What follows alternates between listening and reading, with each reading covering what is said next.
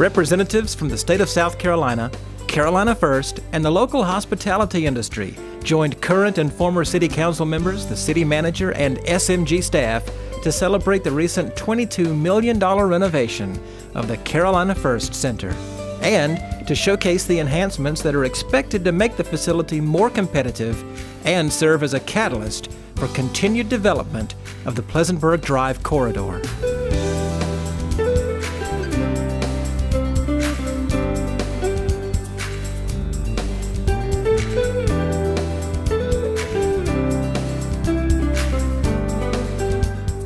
We are so proud of what this facility has become as we look around today and see the renovation and what has been accomplished here.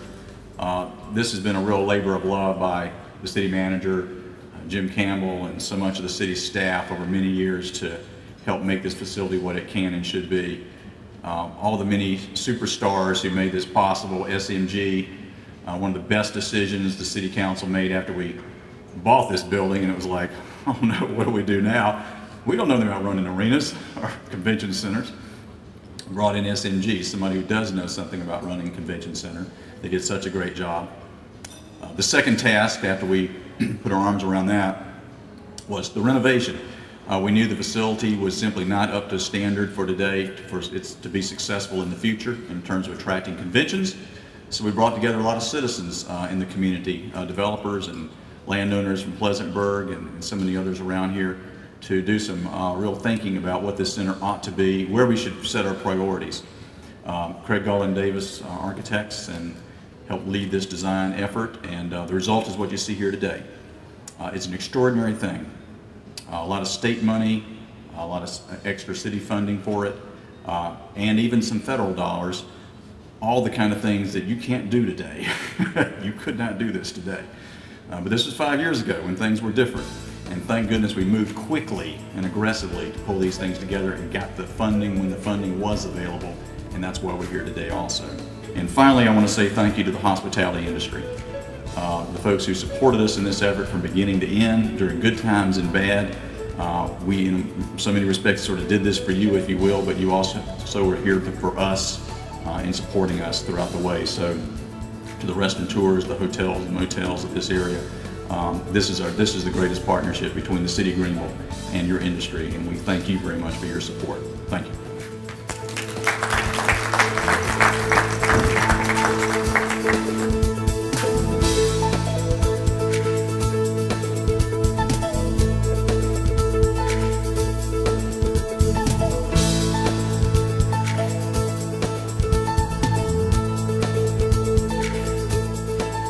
It really was so important for the hospitality industry to be engaged and involved in this, because back in 2001, the city was faced with virtually a crisis that the Textile Hall Corporation was really going to go bankrupt, and the city stepped in a very short period of time, instituted the hospitality tax, and bought this facility for $6.75 million, which was really phenomenal. And if you look at the renovations that have happened, which represents about $22 million, a variety of sources, as the mayor mentioned, there's about $30 million in this facility.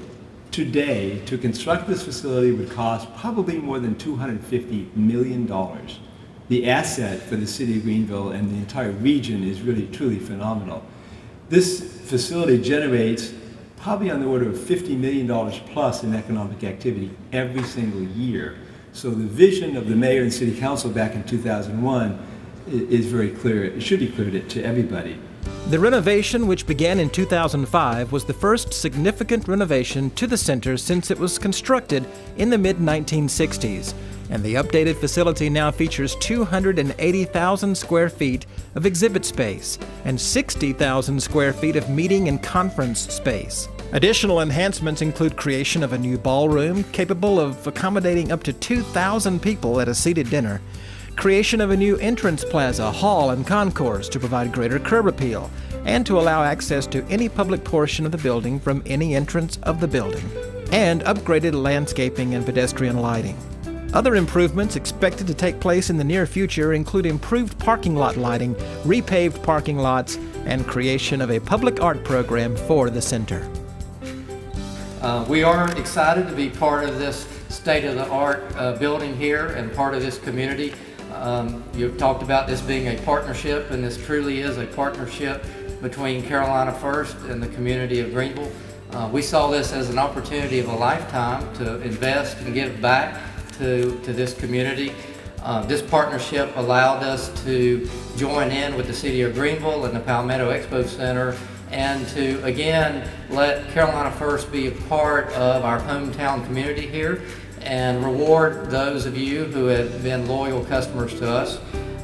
Hopefully you saw on your way here in tonight some of the signage. We have signage on the naming rights of the building here. We have the sign here. We also have an ATM in the building, so when you're here at any event, you can certainly do that. We also have, throughout our footprint, about 180 offices that you can also use as well. So we just wanted again to say thank you for allowing Carolina First this opportunity to be a part of this wonderful event, this fantastic building, and also the community that we love to be in here, right here in our Greenville market. Thank you again very much.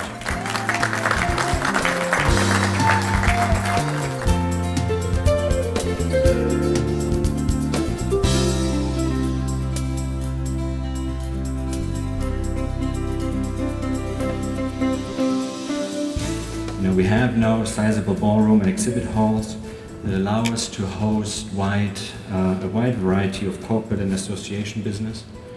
And this upgraded facility really helped us put Greenville on the convention destination map. I think we needed this renovation because we are competing with other destinations such as Raleigh, North Carolina, or Knoxville, Tennessee, that have invested as well heavily in their product and infrastructure. So we need to stay competitive, and especially in these tough economic times that we're in right now, where convention planners have on the driver's seat clearly and get courted with offers that have been unheard of in the past. We need to have a product that is very different and very competitive, and I think this renovation has achieved that. We really, from the Convention Visitors Bureau, want to show our sincere appreciation to Mayor Knox White and City Council members and City Manager Jim Bourret for the initiative in providing the funds that have supported a facility of such importance for the hospitality and tourism industry and the economic development of this region in general.